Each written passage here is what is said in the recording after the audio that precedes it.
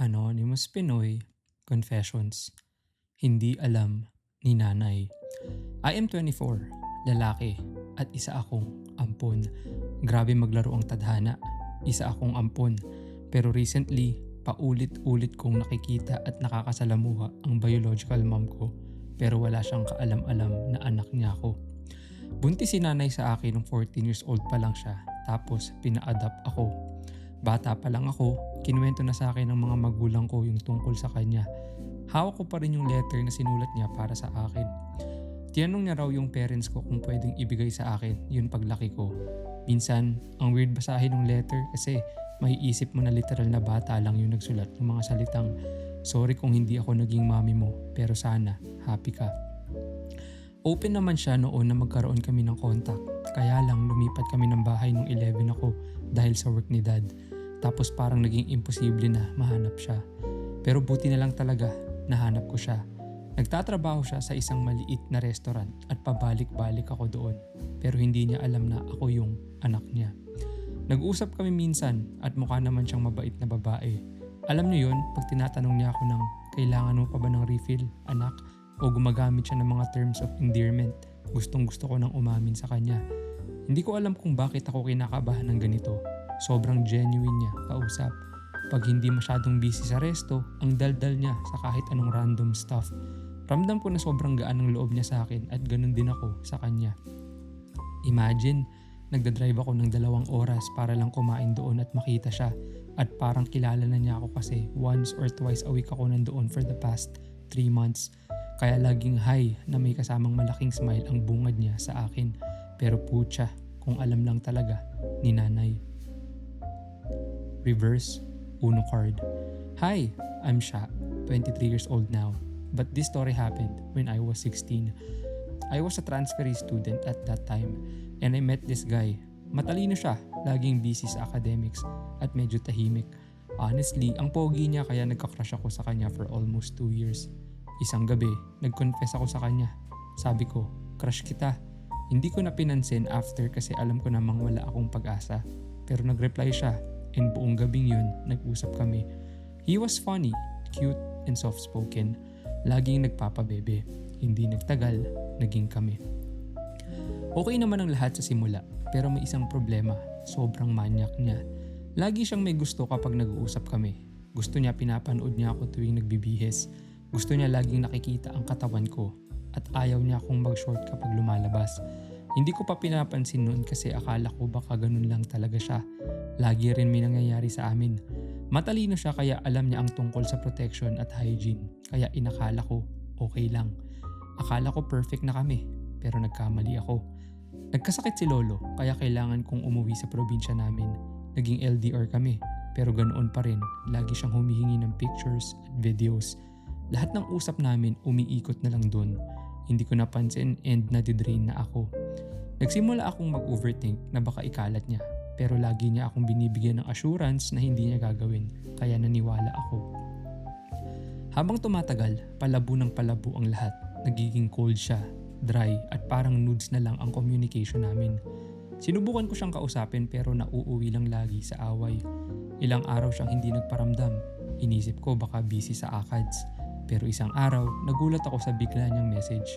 Bibigyan mo ko ng 10k or ililik ko ang mga nude videos mo. Hindi ko alam ang gagawin ko. Natakot ako. Nakiusap ako sa kanya. Umiiyak. Tinatanong bakit niya ginagawa yun. Pero para na akong nakikipag-usap sa ibang tao. Hindi na siya yung boyfriend ko. Para siyang desperado sa pera. Doon ako talagang natakot kasi ayaw kong malik yun.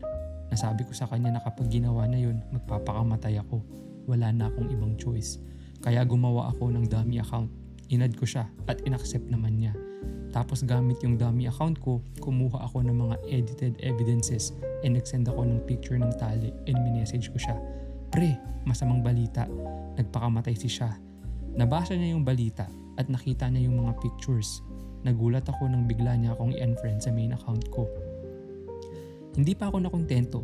Pagkalipas ng 3 days, nagsend ako ng picture ng burol ng ibang tao gamit ang dump account ko at sinabing nakaburol na ako. Natawa ako kasi naniwala siya. Dinilit niya agad lahat ng social media niya. Sobrang iyak ko nung time na yun. Nagka-trauma ako at nagkasakit pa. Pero eventually, naging okay naman ako. Isang gabi, around 10 p.m, na-bored ako kaya tinext ko siya sa dump account ko sa Telegram. 50k or isusumbong kita sa police na ikaw ang dahilan kung bakit namatay si Sha. Sinend ko sa kanya yung screenshot namin 2 months ago. Yung sinabi niyang 10k early ko nude videos mo at pati yung pagmamakaawa ko. Pagkasend ko, binlock niya agad ang dump account ko sa Telegram. Nabalitaan ko na hindi na siya pumapasok. Nasa kwarto na lang lagi. Nagmumukmuk na lang at hindi na halos kumakain. Hanggang ngayon, natatawa pa rin ako sa ginawa ko. Hindi ko alam kung dapat bang makonsensya ako. Nabalitaan ko na lang na nasa ibang bansa na siya ngayon. Ewan ko, ang bobo niya, masyado. Ipil. I was just grade 6 that time. Lunes ng Holy Week yun. As a tradition ng school namin, meron kaming yearly religious presentation. Choir, speech choir, religious mass, and literary musical or litmus. I had this girl classmate na bully na matangkad. Maitim, mataba, at medyo may pagka-tomboy. Para siyang girl version ni Damulag sa Doraemon. Lagi niya akong binubuli noon kasi maliit lang ako. Hindi lang ako kundi lahat ng classmates ko na maliliit. Sapak, sa bunot, suntok, yan ang palagi niyang ginagawa. At nung minsan pa, may kaklase akong sinaksak niya ng bagong tasang lapis. Paulit-ulit siyang pinapatawag sa principal's office. Pero dahil sa kapitan yung papa niya sa amin at kapatid ng papa niya yung principal ng school, lagi siyang nakakalusot at takas sa mga ginagawa niya. Aside from bullying, she always ate my snacks at minsan pati lunch ko kinakain niya. Now, since it was Holy Rosary Week, first week of October, nag-prepare ang lola ko ng binignit or landang. Sikat yan na pagkain kapag mahal na araw sa aming mga Bisaya sa Mindanao. All of a sudden, I had this evil thought in my mind. May malapit na ipil-ipil sa bahay namin. Sa amin, isa itong sikat na uri ng laxative or pampatay sa mga alagang hayop at baboy. So kumuha ako ng mga 5 mahahaba at hinog na bunga nito. Dinikdik, pinakuluan at yung katas ay hinalo ko sa binignit na baon ko. Alam ko kasi nakakainin niya at ng mga alipores niya ang baon ko. Kinabukasan, dumating ako sa school at nilagay ko yung bag ko sa armchair at lumabas ako. And as expected, nung dumating sila sa school, nakita nila yung binignit na baon ko at kinain nila. 5 sila noon. Nagsimula na yung program namin. Sa opening prayer, kakanta kami ng Ave Maria. All of us were wearing white. Ako nakapolo at yung mga girls ay naka-white dress para kaming mga anghel. Sa kalagitnaan ng recital namin, silang 5 ay biglang sumuka. Yung 4 na alipores niya ay bumulwak ng suka na parang gripo. Samantalang si bully girl hindi lang nagsuka, kundi nagtae rin. As in kawawa yung nasa likod niya kasi nabulwakan ng ebak niya.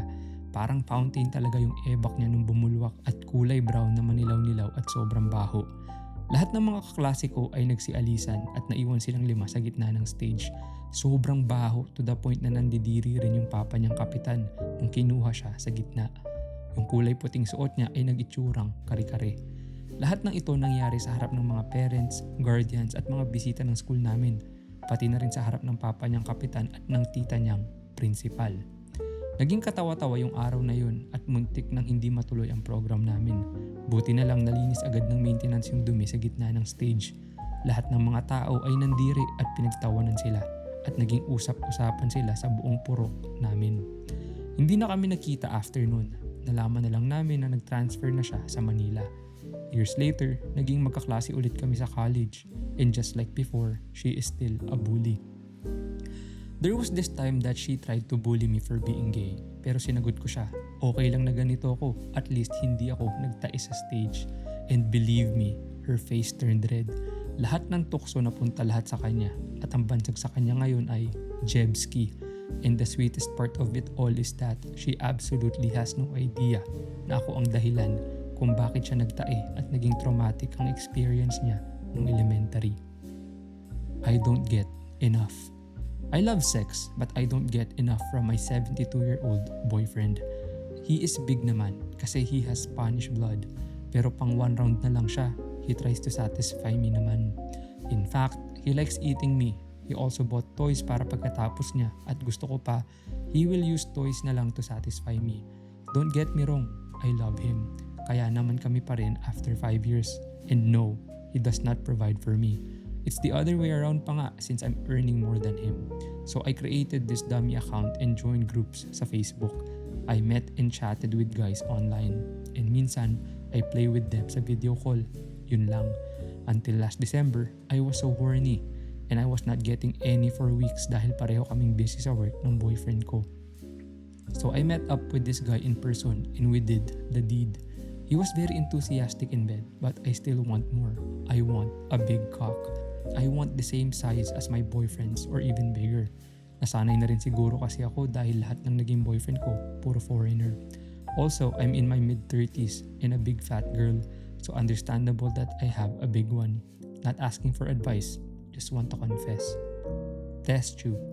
Male, 24. Grade 8 student ako nung nangyari ito. 14 anyos pa lang ako.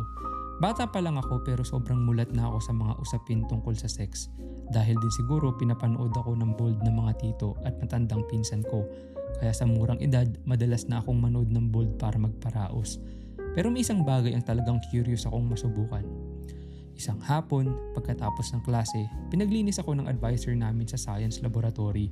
Uwian na nun at tapos na ang klase. Habang nagpupunas ako ng mga shelves sa pinakadulong parte ng lab, yung medyo madilim at hindi gaanong napapansin, biglang may nakita akong test tube na nakatago sa likod ng mga lumang aparato. Unusual siya, mas malaki kaysa karaniwan, mahaba, mataba at makinis na makinis ang salamin. Parang may kakaibang pumasok sa isip ko. Kinuha ko ito, tinitigan at biglang may kakaibang init akong naramdaman. Wala nang tao sa paligid ng lab noon. Kinandado ko pa nga yung pinto ng maliit na storage room sa loob ng lab para siguradong walang makakakita. Umupo ako sa sahig, hinila pababa ang uniform ko at kinuha ang phone ko. Nag-search agad ako ng bold, yung sinearch ko, BBC, para malaposte ng Meralco ang taba at haba. Habang nanonood, dahan-dahan kong ipinasok ang test tube sa puwet ko. Grabe, ang lamig niya noong una. Pero habang nilalabas-pasok ko siya, unti-unting nagiging mainit at masarap ang sensation. Hindi ko ma-explain, pero parang may sumasabog na saya sa loob ko. First time ko maramdaman yun at sobrang intense. Pawis na pawis ako, hinihingal at halos napapapikit na lang sa sarap. Tapos biglang, crack! Sa gitna ng pinakamalalim na pagpasok ko, sa sobrang bilis at libog ko, nadulas ang kamay ko. Napasobra ang puwersa ko sa pagbaon at biglang nabasag ang test tube sa loob mismo ng puwet ko. Narinig ko mismo yung tunog. Tapos sumunod agad ang matalim na sakit na kumalat sa bandang parting iyon. Duguan agad. Napasigaw ako sa sakit pero pinigilan ko kasi baka may makarinig. Tumayo ako ng nanginginig. Tumutulo ang dugo sa hita ko at may mga piraso ng salamin na nakatusok pa. Kinabahan ako ng sobra. Paano ko to ipapaliwanag? Natakot ako na baka kailangan kong magpunta sa ospital at malaman ng lahat at sobrang kahihiyan na nga abutin ko. Lalo pa, ayaw ng tatay ko ng baklang anak. Sa awa ng Diyos, hindi naman masyadong malalim yung mga basag. Dahan-dahan kong inalis yung mga piraso ng basag na salamin sa pisngi ng puwet ko gamit ang tissue at tubig mula sa lab sink habang umiiyak sa sakit at takot. Nilinis ko ng maigi ang lugar at itinapon ko yung mga basag-basag na test tube sa pinakamalalim na parte ng basurahan at umuwi na ako na parang walang nangyari. Isang linggo akong ika-ika maglakad at napakahirap tumae dahil sobrang hapde. Pero tiniis ko lahat yun. Pero gumaling naman ng kusa after 2 weeks. Hanggang ngayon, kapag naaalala ko yun, napapangiti ako sa kaba at sarap na magkahalo. Unforgettable talaga. Hindi lang dahil sa first time ko, kundi dahil sa twist na halos ikamatay ko sa takot. Lesson learned, mag-ingat sa mga improvised toys, ha? Field trip. This happened last school year. We were in 8th grade, around February sa field trip namin. At first, our field trip was going well and we all had fun. Sa Enchanted Kingdom kasi kami pumunta nun. On our way home, in the bus, since everyone was tired from a long day, most of us were asleep or just minding our own business. Meron kaming classmate, si R and si G. They were in a relationship. Midway pa uwi, yung dalawa kong classmate na ka-row seats ni R and ni G, may napansing kakaiba. Nakatalokbong ng jacket si G, tapos yung kamay daw ni R nasa ilalim ng jacket na para bang hinihimas daw si G. At binubulong ni G na bilisan pa raw. Hanggang sa makabalik na kami, naririnig pa rin daw nila si R and G sa ginagawa nilang kababalaghan. After that incident, we could not look at them in the same way anymore. Para bang ang weird. Kasi imagine, grade 8 kami noon. We were only 12 or 13 years old and gumagano na agad sila. A month after the field trip, they broke up. To this day, grade 9 na kami. Classmates pa rin kami and hindi pa rin mawala sa isip ko yun. Ugali kasi ng classmates ko mang-asar kahit ex na. So every time na siniship si R at si G, yung himasan sa field trip ang naaalala ko. Paano kaya yun naghimasan kayo tapos mag-ex na kayo? Tapos magkaklase pa kayo? Super awkward siguro nun. Pang-hotel lang. How would you know if your partner is really into you? Or if for horny purposes lang? This is why I'm scared of commitment. Ayaw ko for that lang ako. Willing ako gastusan basta no sex. Am I just that dirty looking? To the fact na every single guy I have talked to wants to do something to me. Pero kapag ako naman ang nagaya, rejected. Ganun ba ako kahindi gustuhin? Ganun ba ako kapangit?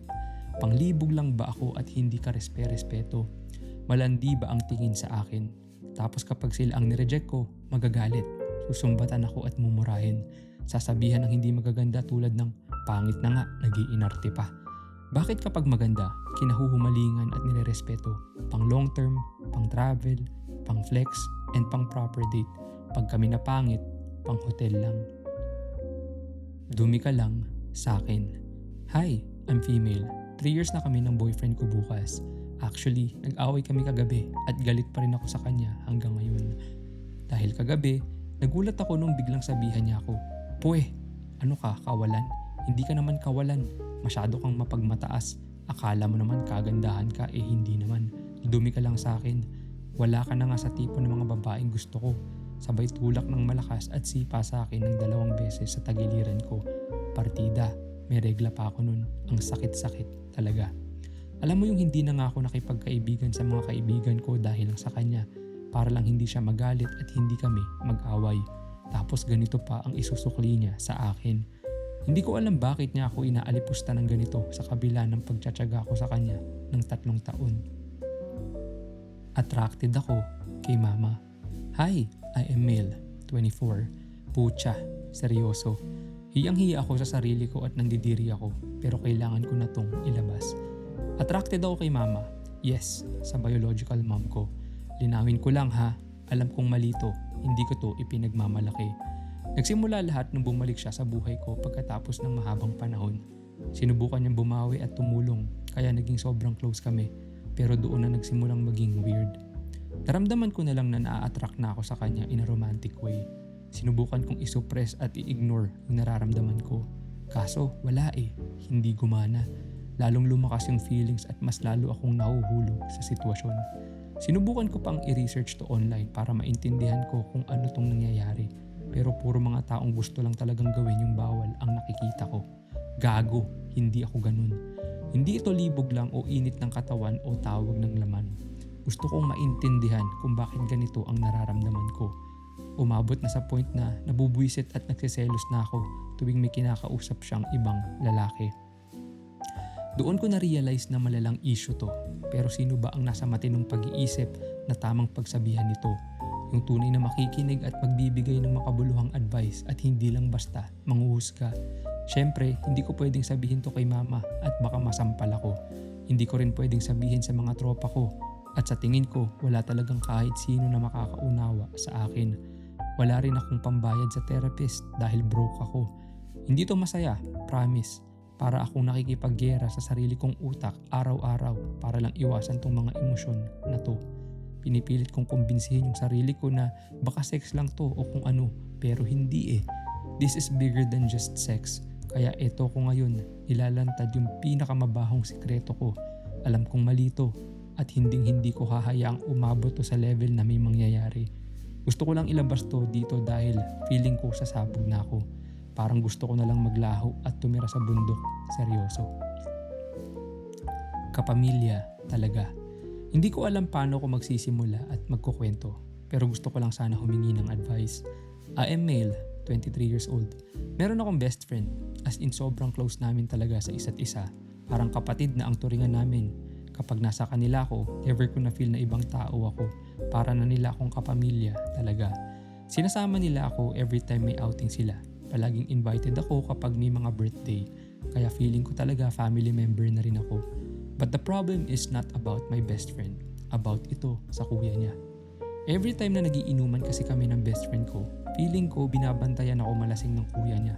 At kapag lasing na ako, doon na niya ginagawa yung kababalaghan niya. From the start, may ginawa siya sa akin. Fully aware talaga ako pero never ko siya kinonfront about it. Instead, hinahayaan ko na lang siya at nagtutulog-tulugan na lang ako. Nung mga unang beses, hanggang pangihipo lang yung ginagawa niya sa akin. Pero nung naulit na nagkaroon siya ng pagkakataon na machansingan ako, nag-level up siya. Dumating sa point na bini-BJ na niya ako. Pero ayun, nagkukunwari pa rin akong tulog lang at lasing. Pero in reality, hindi talaga. Never kong na-open up ito sa best friend ko dahil ayaw kong masira sila magkapatid at magkaroon ng issue sa pamilya. Pero gusto ko sanang matigil na yung ganito. Adik sa'yo. Hello, I am male. May girlfriend po ako at 4 years na kami. INC ang religion niya at Catholic naman ako. Kaya alam kong bawal ang relasyon namin. Hindi alam ng magulang ng girlfriend ko pati ng mga kamag-anak niya na may boyfriend na siya. And alam din nila virgin pa siya kahit hindi na. Pero legal naman kaming dalawa sa family ko na Catholic. Pero tuto lang kapatid ko na ituloy namin ng girlfriend ko ang relasyon namin dahil sa religion.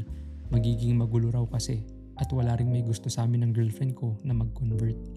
Ayoko rin kasi mag-convert sa INC kaya nakipag-break sa akin yung girlfriend ko. Tapos ngayon gusto niya makipagbalikan. Ayaw ko pumayag kasi tama nga ang kapatid ko na magiging magulo lang dahil maraming may ayaw at kontra. Hindi ko alam kung babalikan ko ba. Hindi ako sure sa nararamdaman ko. Love ba or lust lang? Kasi parehas kaming addict ng girlfriend ko sa sex. Nagjajakol ako lagi at siya din nagfi-finger palagi. Tapos kapag magkasama kami, panay sex lang. Parehas din kami ng ugali. Iniisip ko talaga kung love or lust lang ba talaga itong nararamdaman namin sa isa't isa. Tinopak. Single mom ako with a 6-year-old kid. Working sa call center sa Cubao. Meron akong ka-team na guy na lately nagpaalam manligaw sa akin. That was March nung mag-chat siya sa messenger ko. At first, hindi ko pinapansin kasi hindi ko talaga siya type. Pero nag-uusap naman kami sa office. Casual lang. More than a week nung inaccept ko na yung friend request niya at nag-reply na rin ako sa mga chat niya. Then doon na nag-start na manligaw siya. Nagpalipat din siya ng schedule para makasama ko sa pang-araw. Panggabi kasi siya, so 30 minutes niya lang ako nakikita in 5 days. Ngayon, same na schedule namin at rest days. Businessman din siya. May pwesto siya sa market sa Manila kaya alam kong busy person din siya.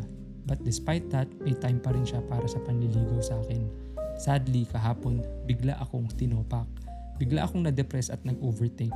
Naiisip ko na baka masaktan ako tulad sa ex-live-in partner ko na iniwan lang kami ng baby ko and all sorts of overthinking.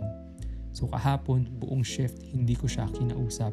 Kahit yung mga chat niya, hindi ko rin nireplyan. Naiinis na pala siya nun. Ako naman parang bato lang din. Deadma. Kahit ganun, hinatid niya pa rin ako sa sakayan pero code na siya nun. Then kinagabihan, habang magka-chat kami, sinabi niya na titigil na raw siya sa panliligaw. Hindi na raw niya need ng girlfriend kasi busy raw siya sa business niya. Nadala raw siya kasi sa ginagawa ko sa kanyang pangdededma. Hindi ko alam pero nasaktan ako. Iyak ako ng iyak kasi na-fall na ako sa kanya. At kaunti na lang, malapit ko na sana siyang sagutin. Sabi ko na lang, sige, friends na lang tayo. And pumayag siya. Wala na raw maiinis, magtatampo at magsiselos. Hindi ko alam pero ang sakit-sakit ng naramdaman ko nung sinabi niya yun. Paano pa kaya kung sinagot ko na siya? Namimiss ko yung pangungulit niya sa akin at paglalambing. Naisip ko, okay lang ba if ako naman ang mangulit sa kanya? If I will do the first move? I mean, hindi na kami bata, pareho na kaming nasa 30s, parehong single. Ano ba ang pwede kong gawin para mabago ang isip niya at ligawan ako ulit? Or hayaan ko na lang ba siya? Ang tindi ng sadness na nararamdaman ko ngayon. Sobrang namimiss ko talaga siya. Parang ayoko na. Gumalaw. Chubita. Ang hirap pala na matulog na mabigat ang dibdib tapos gigising ka na mabigat pa rin. Shoota. Yung 3 years namin, yung legality namin in both of our family ended. We were doing great. Pero tangina, iniwan niya ako para sa chubby girl. Nothing against chubby girls. I'm into women empowerment. Pero like, girl, boyfriend ko yan. Hindi ka ba nahiya? Pinipilahan naman ako. Maganda, chinita, maputi, makinis. Pero ipinagpalit mo ko dahil sa malaking cocomelons at matambok na kifi. Ang hirap sa pakiramdam na napagod na yung lalaki sa'yo at pipiliin yung mas confident na babae. Ang sakit pa na mabasa yung tawagan nila is mommy at baby. Shoota, ang sakit. Anong laban ko dyan? Malaki pakwan yan, yung akin, sakto lang. Talo ko dyan, di hamak na trans woman lang ako. Board exam. Salamat dahil hinintay mo kong matapos sa aking board exam. Alam ko namang patungo na tayo sa hiwalayan dahil madalas na yung pag-aaway natin at misunderstandings sa kanya-kanya nating buhay. Pero nakiusap ako sa iyo na wag naman sanang makipaghiwalay ka ilang araw bago magsimula ang aming board exam. Maaari kang makipaghiwalay sa akin pagkatapos na ng aming board exam kung maaari. Umiyak tayo pareho nun at nagpapasalamat ako na kahit sa konting panahon kumapit ka sa atin kahit alam kong handang-handa mo na akong iwanan.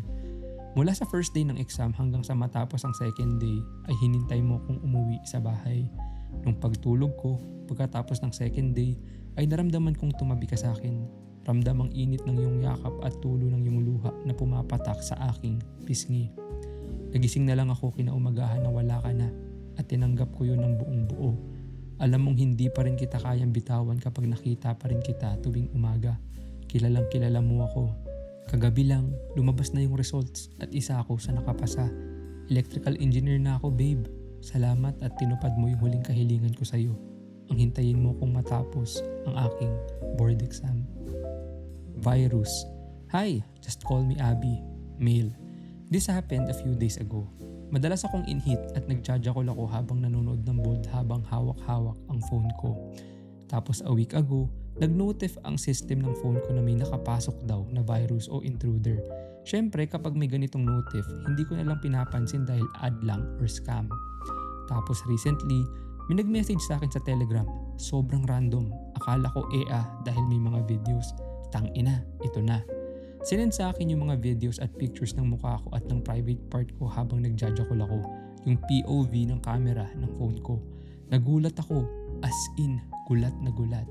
Tapos bigla siyang tumawag.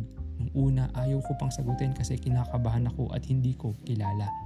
Pinakita niya sa akin yung iba pa niyang nabiktima at sinabi niyang ipopost daw niya yun sa lahat ng social media hanggang makarating sa pamilya at mga kaibigan ko. Binlockmail niya ako at pinapabayad ako ng 20k para raw i-delete niya. Sa sobrang takot ko na mapahiya sa pamilya at kaibigan ko, sumunod ako sa kanya. Binayaran ko siya, tumawad ako ng 10k kaso ayaw niyang pumayag kaya nanghiram muna ako sa mga tropa para lang mabuo ko yung 20k. Tumawag ulit siya para ipakita sa akin na dinilit na niya ang mga photos at videos ko. Ang hindi ko lang sure kung totoo bang nabura na agad pero pinangahawakan ko na lang yung sinabi niya. Tangina. Trauma pa rin ako gamitin yung phone ko hanggang ngayon kasi baka pinapanood niya pa rin ako. May 2 weeks na rin akong hindi ginaganahan magjakol dahil sa nangyari. Pwede ko bang ireklamo to? Paano at kanino? Nahihiya rin kasi ako na malaman ng iba yung pinaggagawa ko. What if? Call me JL. My life is just like any other ordinary Filipino teenager. A life with parents who just argue all the time. A week ago, they argued from morning to night. Partida. 4:30 ng umaga ako nagigising. Pero bago pa man ako magising, nag-aaway na sila. By night time, I felt worn out. I became an invisible wall na nasa gitna nila. Para kong spectator, always watching in case things escalate. I guess medyo nasanay na rin ako since halos araw-araw, ganito naman ang eksena. Kung tama ang pagkakaalala ko, bandang 1 AM, ginawa ko yung mga assignments ko. Tapos nagpahinga ako for a moment. To be honest, hindi ko alam kung anong pumasok sa isip ko. Pero grabe na talaga yung pagod ko sa mga away nila. To the point na binuksan ko yung ref tapos nakita ko yung reflection ng mga kutsilyo na nasa lutuan. Tapos bigla akong naisip, what if patayin ko na siya ngayon para matapos na ang lahat? Tapos sunod-sunod na, what if madamay si mama? What if lasunin ko siya? What if I get caught? What if I just strangle him? Tapos biglang bumalik ako sa sarili ko. Tangina, what in the actual fuck was I thinking? Then I filled a bowl with ice and water and plunged my head in it for a few seconds. Pag angat ko ng ulo ko sa bowl, may isang what if pa rin na nanatili. What if hindi ako mahuli? Pure Raw. Hi, I'm Iya, taga Visayas. I'm 14 years old. I have a boyfriend. Itago na lang natin sa pangalan na Renz. Renz and I are in a relationship for a year already. 5 months pa lang kami nung mag-sex kami for the first time. Nag-cutting pa kami sa school para lang gawin yun. Nung una masaya at masarap, pero after a few months mas lumala yung sex addiction naming dalawa. Wala kaming pinipiling lugar, sa CR sa school, sa aisle ng grocery na tago, sa simbahan kapag gabi, sa bahay ko, at nung one time sa nakaparadang jeep nung hating gabi. Dahil dyan, naalarma ako nung biglang hindi ako nagkaroon ng period. Hindi kasi kami nagko-condom, pure raw. Last March kami huling nag-sex at ngayon April na, wala pa rin akong regla. Di nag-pregnancy test ako at nag-positive. Sobrang balisa ako nung makita kong positive yung pregnancy test. After a week nung nalaman ko, I had no second thoughts. Ipapalaglag ko tong bata. Sinabi ko ito kay Renz at nagulat siya. Napagdesisyon na namin na ipalaglag dahil parehas pa kaming minor at wala pa talagang lakas ng loob sabihin kahit kanino. Kakampi ko ang tito kong bakla dahil siya ang nakahula na buntis ako. Nahahalata raw niya sa kilos ko at lagi akong stressed sa gabi. Si tito ang tumulong sa akin bumili ng pampalaglag. It's already been a week since nainom ko yung pampalaglag. Hanggang ngayon, nasa alaala ko pa rin kung ano ang pakiramdam na mabuntis. Nag-test ulit ako ngayon at negative na kaya wala na akong pag-aalala. Nag-stop na kami ng boyfriend ko mag-sex dahil natakot na kami. Baka sa susunod na may mabuo na naman, baka magpakamatay na lang ako sa takot. Kaya sa mga katulad kong minor dyan, nasa una ang sarap pero nasa huli ang pagsisisi. Angel. Hello, ako si Dave. Nagtatrabaho na ako ngayon. Ikakasal na rin ako ngayong taon. Sa mata ng iba, maayos na ang buhay ko. Pero may isang kwento akong daladala. Isang bagay na hindi ko kailanman sinabi kahit kanino. Kahit sa sarili ko, pilit kong tinatabunan. Hindi ito tungkol sa fiancé ko ngayon. Ito ay tungkol sa babaeng minahal ko noon at sa kasalanang hindi ako nilulubayan. Nagkaroon ako ng girlfriend dati. Bagong dating lang siya sa lugar namin. Si Angel. Sobrang ganda ni Angel. Makintabang balat, kapansin-pansin ng katawan. Pero higit doon, nagustuhan ko siya dahil makulit siya, maingay at buhay na buhay. Samantalang ako, tahimik, mahiyain, nakatutok lang sa pag-aaral. Alam ko sa sarili ko na wala ako sa liga ni Angel. Sa panahong iyon, may tinatago akong sakit, porn addiction. Hindi lang basta bisyo, parte ng araw-araw kong buhay, paulit-ulit, walang tigil, hanggang sayo na lang ang laman ng isip ko. Kapag nakikita ko si Angel, hindi ko mapigilan pag nasahan siya. Dumating sa puntong siya na lang ang laman ng utak ko, hindi bilang tao, kundi bilang pantasya. At alam kong mali yun, pero hindi ako huminto. Isang araw, sinabi ng pinsan ko na may gusto raw sa akin si Angel. Kinagabihan, nag-send ako ng friend request. Nag-chat siya, sinabi niyang crush niya raw ako. Doon ko unang naramdaman ang sobrang saya. Kasabay nun ang pag-usbong ng mas madilim kong pagkatao. Naging magkaibigan kami. Nagligawan, sinagot niya ako. At kahit kami na hindi nawala ang porn addiction ko, sa halip mas lalo pa itong lumala. Madalas may nangyayari sa amin ni Angel dahil hindi ko makontrol ang sarili ko. Ramdam ko na minsan pagod na siya, drained, tahimik. Pero imbis na tumigil, nagpatuloy pa rin ako. Pinilit kong paniwalain ang sarili ko na normal lang ito, na okay lang. Sa labas, mukhang maayos kami, pero sa loob, unti-unti ko siyang inuubos. Noong magkasakit ang lolo niya at kailangan niyang umalis para mag-alaga, naging LDR kami. Doon tuluyang gumuho ang lahat. Mahina ang communication, busy siya, busy rin ako. Pero sa gitna ng lahat, lalo akong nilamon ng porn addiction. Dumating sa puntong hindi ako makatulog kapag hindi ko siya nakikita sa video call. Sa lahat ng usap namin, ang gusto ko lang ay mga nudes ni Angel. Baliw na baliw ako sa katawan niya. At ramdam ko na pagtagal, diring-diri si Angel sa sarili niya dahil puro pantasya na lang ang ugnayan namin. Paulit-ulit akong nagbigay ng assurance. Paulit-ulit siyang nag-overthink hanggang sa nauwi sa away. Ramdam ko na nawawala na ang tiwala niya sa akin. Isang araw, bigla na lang may nagsabi sa akin ng balitang hindi ko kayang tanggapin. May bagong jowa na raw si Angel at buntis daw siya. Parang binuhusan ako ng malamig na tubig. Gumuho ang mundo ko. Hindi ko alam kung ano ang totoo. Hindi ko siya kinausap. Uminom ako, galit na galit. Galit na may halong hiya at galit sa sarili ko. At sa gitna ng stress, pagod at wasak na isip, gumawa ako ng desisyong hindi ko na mababawi. Nag-text ako kay Angel, 10K or ililik ko tong mga nudes mo. Hindi ko yun pinag-isipan, galit lang at bugso ng damdamin. Nagmamakaawa siya, umiiyak. Ramdam ko ang takot niya kahit sa chat lang, pero wala na akong naramdaman. Wala akong awa, wala akong konsensya, galit lang. Sinabi niyang magpapakamatay siya. Hindi ko pinansin, hindi ako naniwala. At yun ang mga critical na sandali na kahit kailan hindi ko na maibabalik o matatakasan. Kinabukasan, may nag-chat sa akin, "Dave, wala na si Angel. May patunay, may mga litrato." Doon tuluyang bumigay ang katawan ko. Hindi ko alam kung paano huminga. Paulit-ulit sa isip ko, anong ginawa ko? Kasalanan ko ba? Kung hindi ako ganito, buhay pa siguro siya. Binura ko lahat ng social media ko. Tinakasan ko ang mundo. Kinulong ko ang sarili ko sa kwarto. Hindi alam ng pamilya ko kung bakit unti-unti akong nawawala. Ilang buwan akong ganun. Takot, wala sa sarili, parang mababaliw. Isang gabi, may nag-message sa Telegram. Isusumbong daw nila ako sa pulis. Sinend nila ang screenshots ng mga usapan namin ni Angel. Doon ako tuluyang nawasak. Sinubukan kong tapusin ang lahat. Dinala ko sa ospital at naagapan ang pagtatangka ko sa buhay ko. At doon nagsimula ang buhay na ayaw kong harapin. Pinalipat ako sa US kasama ang tita ko. Lumipas ang mga buwan. Nalaman ko na ate pala ni Angel ang buntis at hindi siya. Matapos nun, bumalik ako sa Pilipinas. Nagkatrabaho ako. May babaeng sumugal sa akin at ngayon ikakasal na ako. Pero wala silang alam. Wala silang alam kung sino ako noon. Wala silang alam sa ginawa ko. Wala silang alam sa kasalanang hanggang ngayon binabangungot ako gabi-gabi. Mahal ko ang babaeng papakasalan ko. Pero hindi ko alam kung may karapatan pa ba ako maging masaya. Ito ang kwento ko. Hindi para humingi ng kapatawaran. Hindi para linisin ang pangalan ko. Kundi para aminin at panindigan ang kasalanang tinatakbuhan ko. Kasalanang hindi ka pinapatay pero habang buhay kang binubulok. Inamin ko na kay nanay.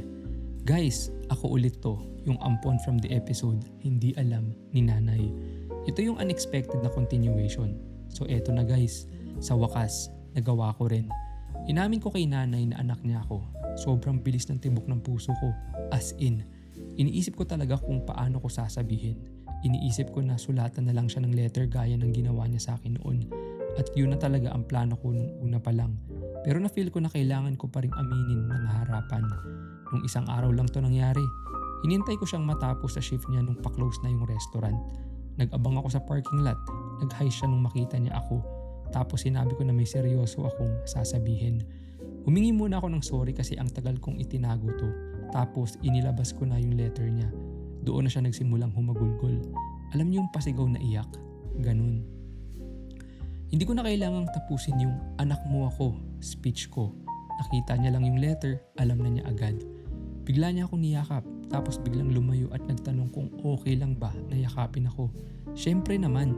So ayun, nag-iiyakan lang kami sa parking lot. Sobrang bigat para sa kanya, as in nang hina yung mga tuhod niya kaya kinailangan ko siyang alalayan habang nakayakap pa rin siya sa akin. Naluha talaga ako nung sinabi niyang ang laki-laki mo na. Mas lalo akong naiyak nung narinig ko siyang humahagulgol. Pinilit niya akong pumasok ulit sa loob ng resto. Nagkape kami, kumain at nag-usap. Ang dami naming napag-usapan. Sabi ni nanay, nung pangalawang beses ko pa lang daw pumunta doon, may feeling na siya. Pero ayaw lang niyang maniwala na ako yun. Pinigilan lang niya yung nararamdaman niya. Kasi raw, 4 years pagkatapos akong ma-adapt, tubing may makikita siyang bata na ka-age ko, iniisip niya na ako yun. Tapos maiiyak na lang siya in public. Na-depress siya dahil doon, kaya ayaw na niyang umasa ulit nung makita niya ako. Kamukhang kamukha ko raw yung biological dad ko nung bata pa siya. Nag-uusap pa pala silang dalawa para kung sakaling hanapin ko ang isa, madaling makokontak yung isa. Wala na sana akong pag-asa na mahanap yung tatay ko kasi hindi naman siya nabanggit. Kaya buti na lang talaga pinagplanuhan nila tong senaryo na to. Kinuwento ni nanay na gusto sana nila akong itabi noon, lalo na yung biological dad ko. Pero wala silang magawa kasi bata pa sila noon. Matagal daw bago natanggap ng tatay ko na pina-adapt ako. Inabot kami ng halos 2 AM sa resto, 11 PM sila nagsasara.